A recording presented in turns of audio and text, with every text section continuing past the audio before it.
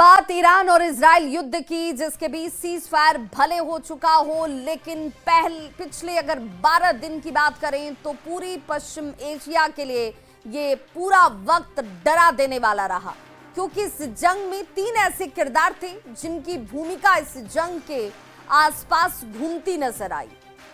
मतलब एक बड़ी चूक और महाविनाश।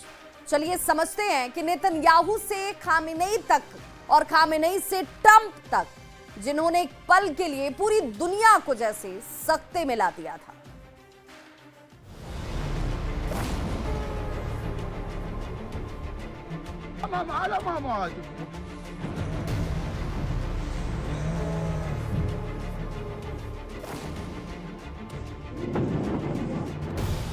जब महायुद्ध की आहट से कांप उठी दुनिया,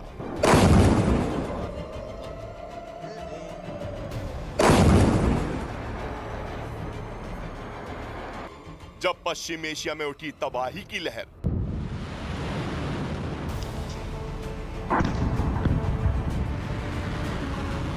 तीन बड़े किरदार, 12 दिन का वॉर।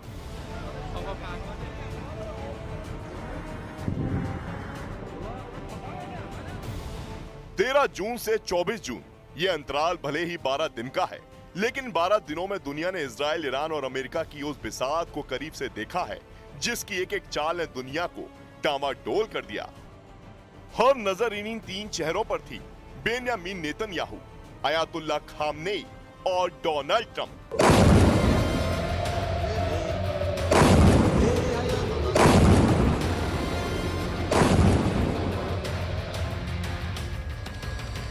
तेरह जून 2025, ऑपरेशन राइजिंग लायन का आगाज। टारगेट ईरान की न्यूक्लियर साइट्स और आर्मी बेस।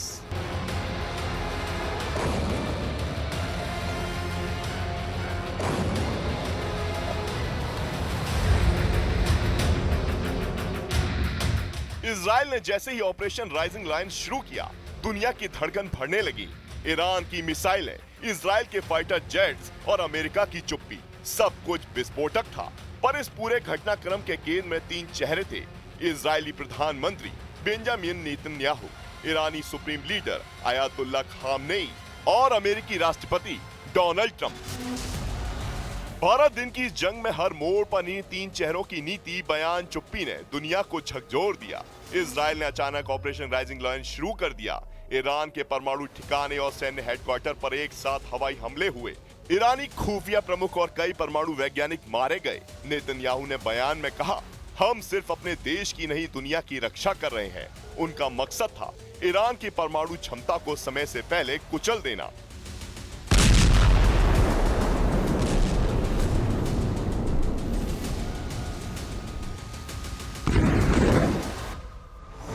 चौदह से 15 जून, ऑपरेशन ट्रू प्रॉमिस 3, खामनेई का पलटवार और चेतावनी। इजराइल का हमला बड़ा था, लिहाजा बिना वक्त गवाए ईरान ने अपने आक्रामक इरादे जाहिर कर दिए। ऑपरेशन ट्रू प्रॉमिस 3 की शुरुआत हुई और इजराइल पर ताबड़तोड़ हमले किए गए। तेल अवीव, हाइफा, बियरशेवा पर 100 से ज्यादा मिसाइलें दागी गईं। इजराइल का आयरन डोम कुछ मिसाइलें रोकने में कामयाब रहा, लेकिन इजराइल को भारी नुकसान उठाना पड़ा। 15 जून को अयातुल्लाह खामनेई ने पहली बार राष्ट्र को संबोधित किया। इस बार जंग छेड़ी गई है और इसका जवाब इतिहास याद रखेगा। खामनेई इस बार कूटनीतिक नहीं, सामरिक मुद्रा में थे।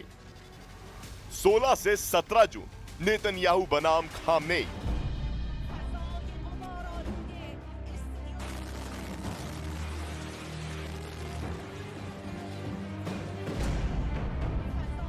इजराइल ने तेहरान पर सीधा हमला किया। IRIB यानी ईरानी स्टेट टीवी का मुख्य ऑफिस बमबारी में क्षतिग्रस्त हुआ। ईरान ने 2 इजरायली फाइटर जेट गिराने का दावा किया। नेतन्याहू की रणनीति थी खामनेई के सत्ता केंद्रों को घुटनों पर लाना। इस दिन नेतन्याहू और खामनेई के बीच निजी स्तर पर पावर शो शुरू हो चुका था।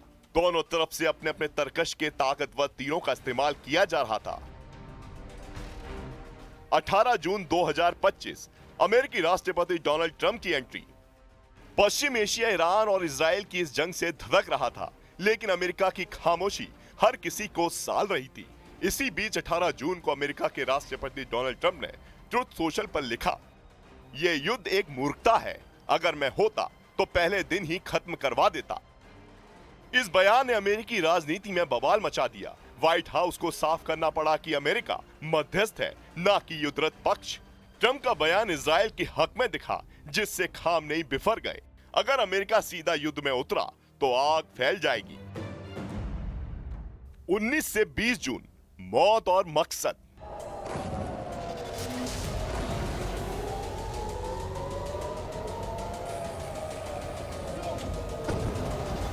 डोनाल्ड ट्रंप के रुख से तिलमिलाए ईरान ने अपने बारूदी कारखाने से मारक हथियारों को निकालना शुरू कर दिया।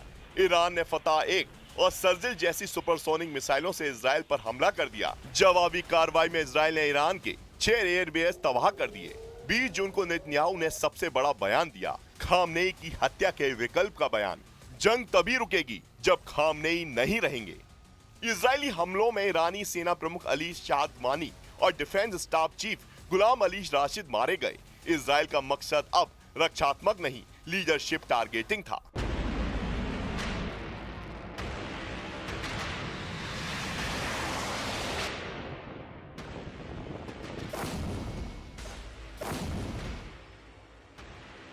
इक्कीस जून 2025, अमेरिका की डायरेक्ट एंट्री।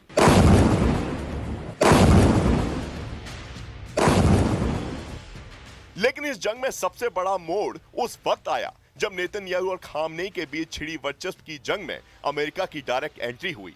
खामनेई की धमकी के बावजूद अमेरिकी B-2 स्टेल्थ बॉम्बर्स ने फोर्दो, नतांज और इस्फहान में ईरान के परमाणु ठिकानों पर हमला किया और दावा किया गया कि ईरान के परमाणु कार्यक्रम को तबाह कर दिया गया।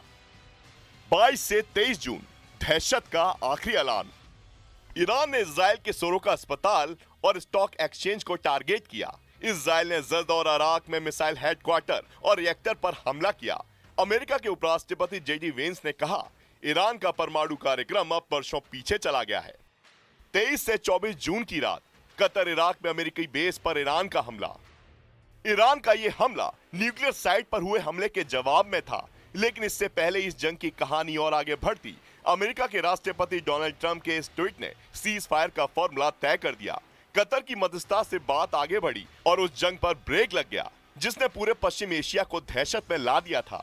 इस 12 दिन के युद्ध में बेंजामिन नेतन्याहू ने युद्ध को नेतृत्व साबित करने के लिए इस्तेमाल किया। खामनेई ने ईरान की अस्मिता और जवाबी हमलों से अपनी पकड़ मजबूत की, जबकि अमेरिका के राष्ट्रपति डोनाल्ड ट्रंप ने बयान देकर माहौल को और गरमाया, फिर खुद को शांति का सूत्रधार बनाकर दुनिया के सामने पेश कर दिया।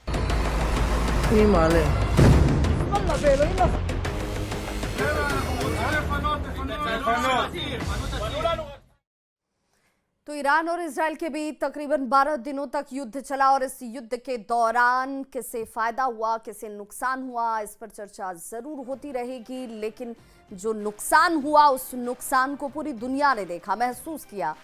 राष्ट्रपति डोनाल्ड ट्रंप, अमेरिकी राष्ट्रपति की तरफ से की गई कोशिश के बाद असर ये जरूर कि सीज फायर हो चुका है और अब ये उम्मीद की जानी चाहिए कि ये युद्ध कभी शुरू ना हो।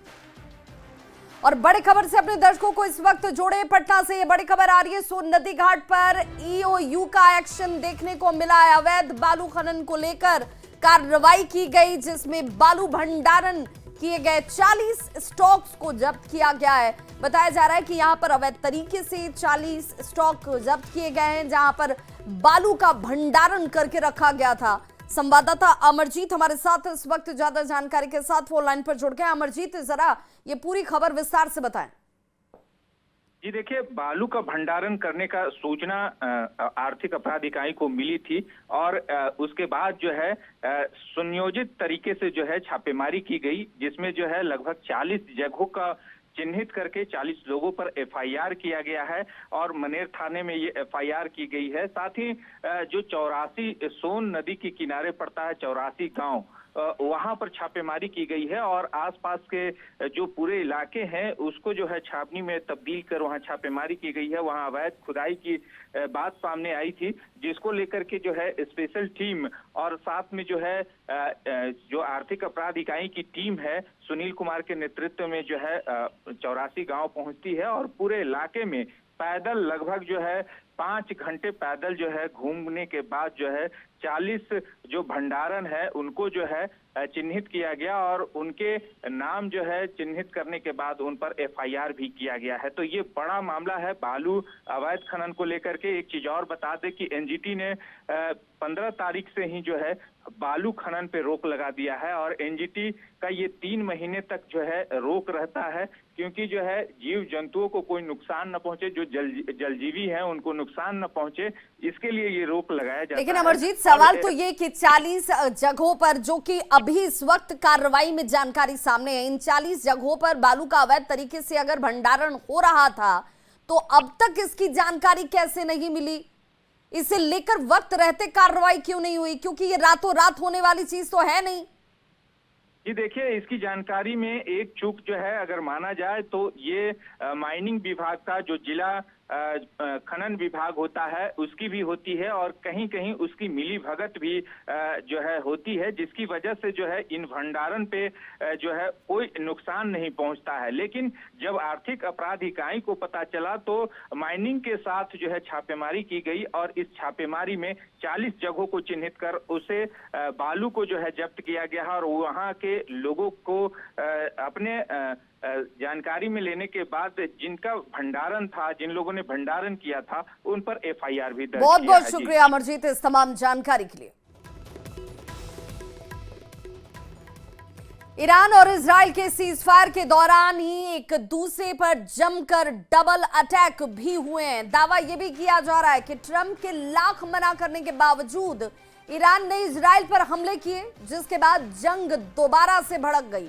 लेकिन हैरानी की बात तो ये कि ट्रंप ईरान के बजाय इजराइल पर बेहद नाराज हैं कि उसने तेहरान पर हमला क्यों कर दिया। आखिर ये चल क्या रहा है?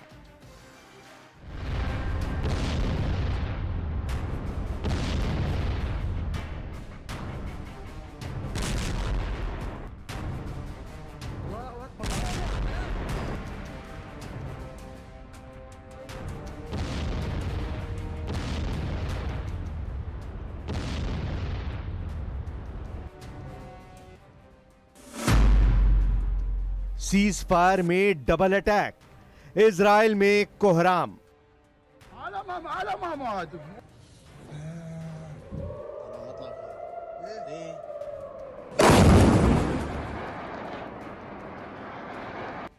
शायद इससे ज्यादा अमेरिका के राष्ट्रपति डोनाल्ड ट्रंप के लिए शर्मनाक क्या होगा कि ट्रंप इजराइल और ईरान के बीच सीज फायर का दावा कर रहे हैं और ईरान और इजराइल सीज फायर की धज्जियां उड़ाते हुए एक दूसरे पर भयंकर हमले कर रहे हैं।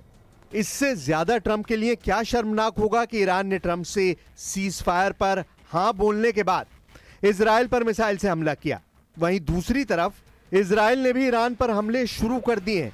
12 दिनों से लगातार इजराइल और ईरान एक दूसरे पर खूनी हमले कर रहे हैं। लेकिन जिस तरह से ईरान ने अपने दम पर इजराइल पर लगभग 2000 किलोमीटर दूर से मिसाइल हमले किए, उसने इजराइल और अमेरिका को भी चौंका दिया है। बेशक इजराइल और ईरान की तरफ से सीज फायर के दावे किए जाएं, लेकिन जिस तरह से सीज फायर के तुरंत बाद इजराइल के बियरशेवा पर इजराइल मिसाइलों ने हमले किए हैं, उसने पूरे इजराइल में कोहराम मचा दिया है। 23 और 24 जून की रात को जिस तरह से कतर में मौजूद अमेरिकी एयरबेस पर ईरान ने 6 मिसाइलें दागी, वो भी ईरान की तरफ से एक तरह की चेतावनी थी कि ईरान अमेरिका के हर अड्डे पर हमला करने की कुव्वत रखता है। कुल मिलाकर ईरान और इजराइल दोनों ही जीत के दावे कर रहे हैं, लेकिन सीज फायर के ऐलान के बाद भी ईरान और इजराइल के एक दूसरे पर हमले बेहद तेज हो गए और ईरान का डबल अटैक इजराइल पर बहुत भारी पड़ रहा है। लेकिन जिस तरह से सीज फायर के तुरंत बाद इजराइल के बेगलशेवा पर ईरानी मिसाइलों ने हमले किए हैं, उसने पूरे इजराइल में कोहराम मचा दिया है। बेगलशेवा में मौत का तांडव, नेतन्याहू का खूनी बदला। 13 जून को इजराइल ने ईरान के ऊपर ऑपरेशन राइजिंग लाइन के तहत भीषण हवाई हमले किए।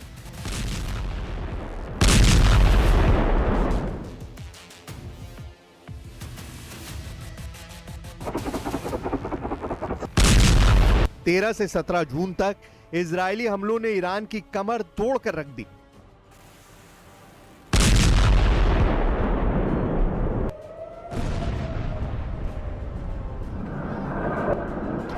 17। तो स्पेशल रिपोर्ट में आज बस इतना ही, लेकिन न्यूज़ 18 बिहार झारखंड पर खबरों का सिलसिला लगातार जारी है।